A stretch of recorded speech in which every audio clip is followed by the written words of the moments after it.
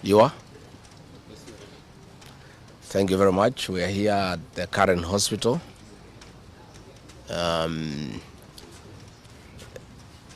see the Honorable George Koimburi, the Honorable Member of Parliament for Juja, who was brought here in critical condition.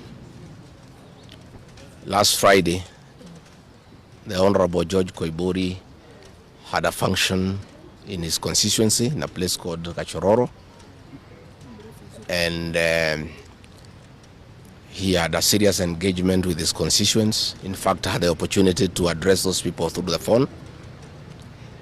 And after he left the ceremony, he was accosted by officers from the DCI who chased him, and he was able to escape using a motorbike with the help of the local constituents. His vehicle was impounded and his driver was arrested. That vehicle is still in the hands of the DCI.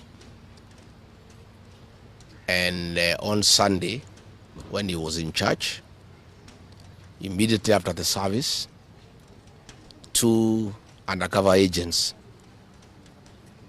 of a killer squad that has been put in place to deal with elected leaders who are not supportive of William Ruto abducted him in full glare of the church members, and in the process almost harmed his wife. It is not known where he was taken to, but after a serious search early this morning, he was found in a coffee plantation in Kibichoi, that is in the Githunguri constituency, badly beaten and in very serious condition. He was taken to a hospital for first aid and later brought here where he was admitted. And I've just seen him and I've talked to the doctors, and they have confirmed that the Honorable George Koimburi was tortured by professionals. He has serious soft tissue injuries. This is torture normally done by professionals.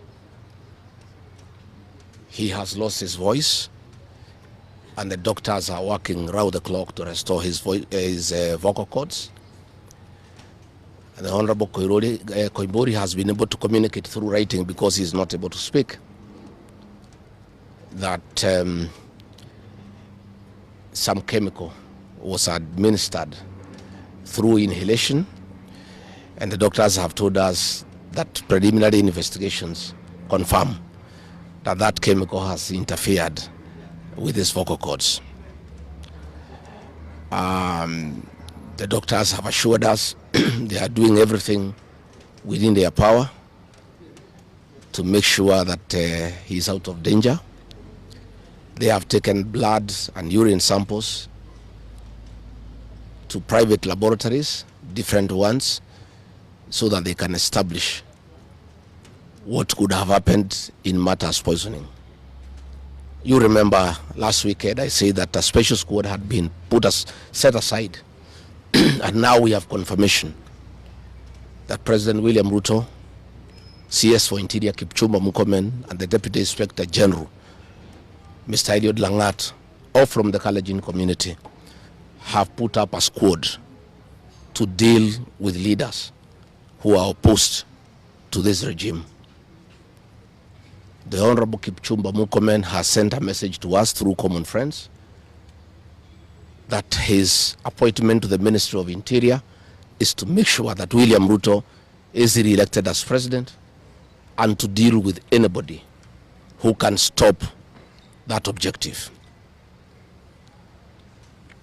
officers from the National Police Service has confirmed to us that a special squad of 20 police officers from the Nandi sub-ethnic community are the ones behind the abduction of George Koimburi, and they are the ones that were deployed in Kakamega to target the Honorable John Methu and Karungo Athangwa. Specifically, there were about 300 police officers who were deployed in Kakamega, but 20 police officers from the Nandi sub-ethnic community under the direct command of the Deputy Inspector General, Eliud Langat, and reporting to Kipchumba Murkomen and William Ruto, had been assigned to harm the Senator for Nyandarua and the Senator for Kiambu because of their vocal stand against this regime.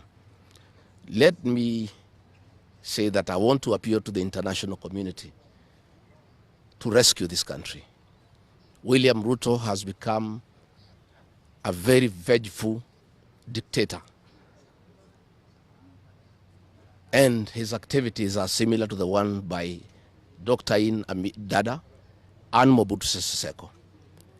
And the level of impunity in this country, if the international community does not come through for the people of Kenya, we are going to have not just killings, but maiming of elected leaders.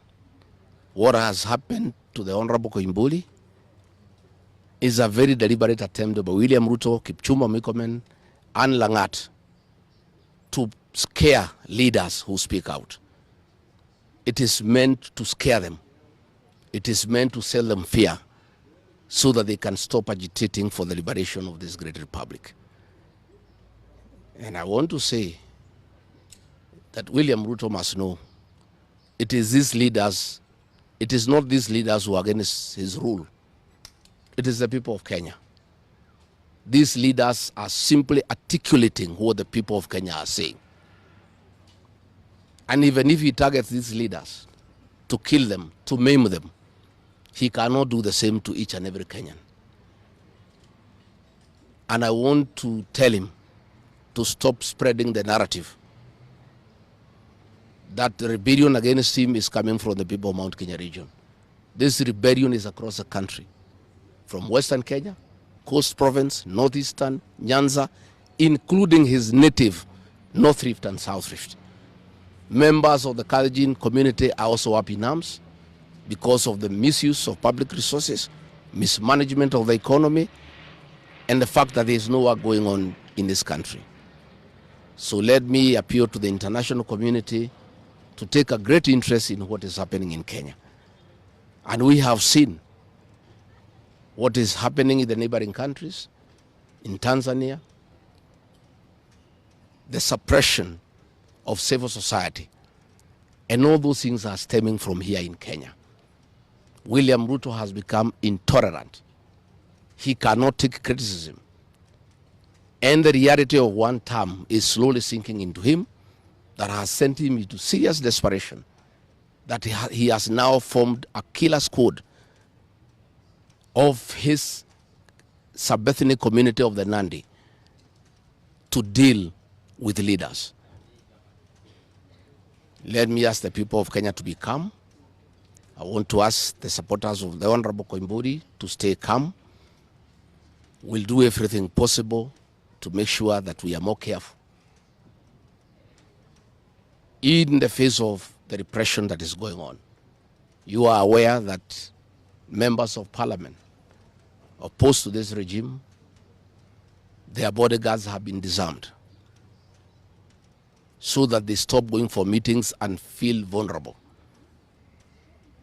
But it is very clear why they have been disarmed is to allow members of that gang that has been formed by the president to abduct them and to threaten them. And if anything happens to these members of parliament, to any leader in this country opposed to William Ruto, the president will be held to account. And let me tell William Ruto, people of Kenya cannot elect you by force. They elected you on their own free will.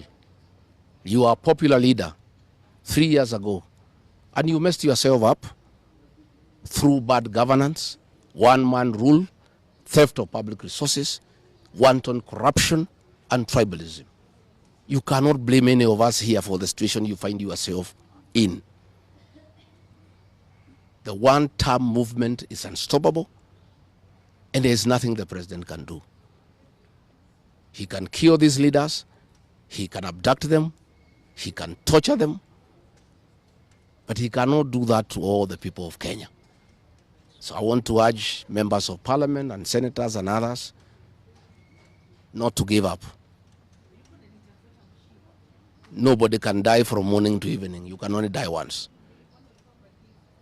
And the tree of liberation will be watered by blood. The Honorable George Kiburi is a hero of the Kenyan people. What he has undergone, the torture, the pain he is in, the anguish to his family members is not in vain. This liberation will take place, it will happen.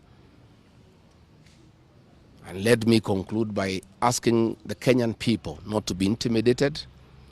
Kenya is a constitutional democracy. They are entitled to cast their vote the way they want. And William Ruto cannot force the people of Kenya to elect him. And there is nothing he can do about it. Thank you very much.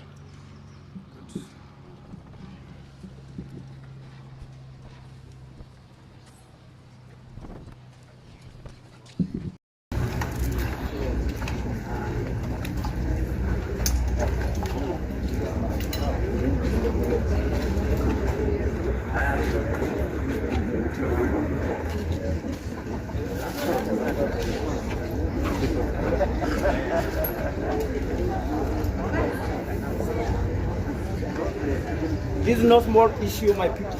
It's a very, very serious issue. An issue of life and death. And we cannot continue like this anymore. I'm sick, so sick and tired, very sick and tired of living as a slave in my own country. I'm ready to die for my country. I'm ready to die for my people. Yeah. Our people are being unfairly targeted in this country. Yeah. And it's so long, there's no one to speak out for them. Yeah. We must unite my people and resist this madness. I've said again and again that this country is in the hands of murderers, liars, thieves and criminals. And what do you expect in a country ruled by murderers, thieves and criminals? What do you expect? Well, we must stand up and resist this. For 60 years we have been in slavery, we have been treated as slaves in our own country, but there's no one to speak out for the poor. Let me tell you, by what is happening today, if we do not take care, if we do not stand up and resist, these politicians will burn down this country. This country will go down to destruction, total destruction, because we refuse to speak out, because we refuse to stand up. Nobody should lose their lives because of politics. Our people have lost their lives. Our people have been killed by the same government that should protect us. I want an answer today, and we must get answers, my people. Africa must be liberated, and now it's time for us to liberate Africa. We have suffered for so long, for 60 years, for 400 years, and there's no one to reach out to the people. We must resist my people. We can resist this. Politicians addressing our issues, the issues of the poor, they are busy stealing from us. They are busy fighting among themselves. We must stop following politicians. Somebody said, it is like Dube who said, do not follow politicians. You will not gain anything from them. I don't know why 60 years after the so-called independence, we think that we can gain anything from politicians, from the political class. The problem with this country is the political class who do not care about the millions of people who are suffering, about the masses who are going through hell in this country. My people, we must resist. I will never keep silent until this nation is free, until Kenya is free. Our children have lost their lives. The killings are continuing. The abductions are going on. But there's no answer from the political class. It's time for African leaders to resign if they get a point where the people say we are tired of you. When the people say that this cannot continue, I don't know what is wrong with our way of thinking.